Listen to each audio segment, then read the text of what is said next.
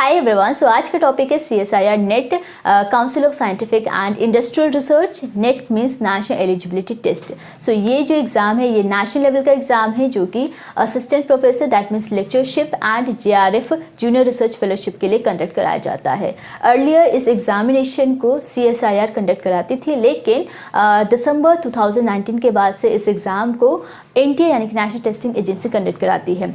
NTA बहुत सारे examination को कंडक्ट कराती है, जैसे आपका JEE नीट, GPAT, CMAT और UGC नेट को भी NTA ही कंडक्ट कराती है।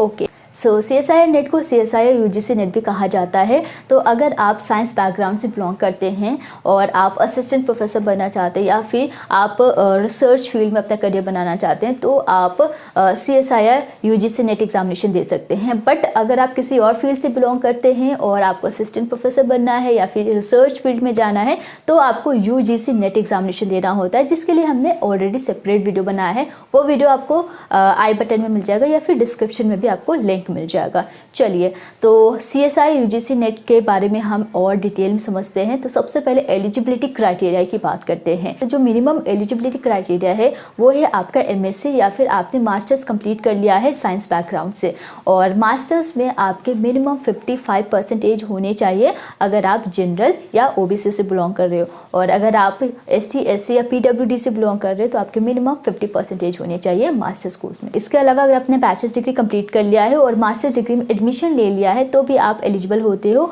और आप CSIR UGC नेट एग्जामिनेशन दे सकते हो। लेकिन ये जो नेट का सर्टिफिकेट है वो आपको तुरंत नहीं मिलता है जब तक आप मास्टर्स डिग्री का जो रिजल्ट है वो सबमिट नहीं कर देते हो मिनिमम 55 और 50% के साथ, तब तक आपको नेट का या JRF का सर्टिफिकेट नहीं मिलता जो भी आप क्वालिफाई करते हो। तो और जैसे आपका रिजल्ट आता है CSIR UGC नेट का, उसके 2 साल के अंदर ही आपका मास्टर्स कंप्लीट हो जाना चाहिए।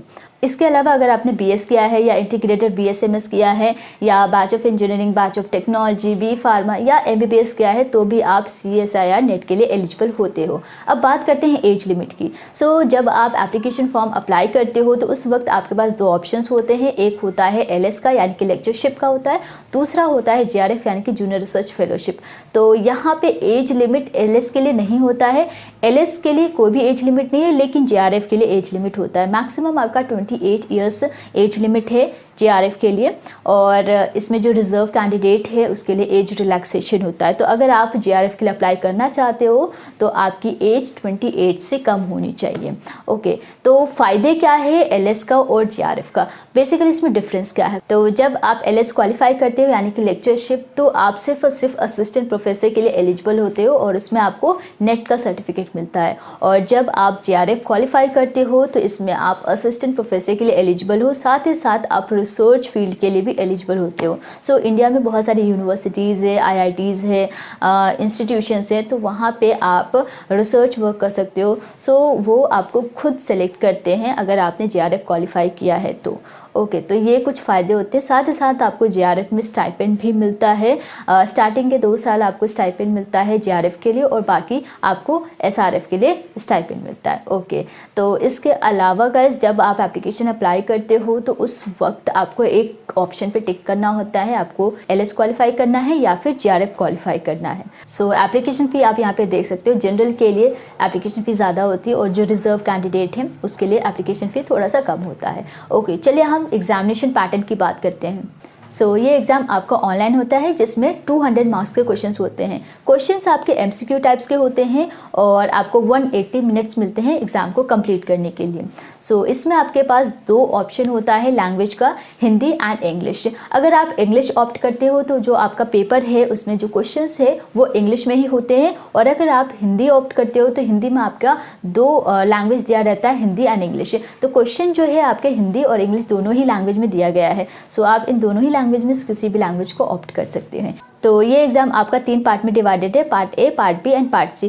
पार्ट A में आपके जनरल एप्टीट्यूड टेस्ट होते हैं जो कि सभी सब्जेक्ट के लिए कॉमन होता है, और part B and part C में आपका सब्जेक्ट स्पेसिफिक क्वेश्चंस होते हैं। तो जो भी सब्जेक्ट आपने चूज़ किया है उन 5 सब्जेक्ट में से, तो उन सब्जेक्ट से रिलेटेड ही क्वेश्चन होते हैं part B and part C में। तो जैसा कि यहाँ पे आप केमिकल साइंस का एग्जामिनेशन पैटर्न देख सकते हैं, तो पार्ट A सभी सब्जेक्ट के लिए कॉमन होता है। तो इसमें आपके 20 क्वेश्चन होते हैं जिसमें से 15 अटेम्प्ट करने होते हैं। Part B and part C में केमिकल साइंस साइंस के लिए 40 एंड 60 क्वेश्चंस दिए गए हैं, लेकिन अटेम्प्ट आपको 35 एंड 25 ही करना है।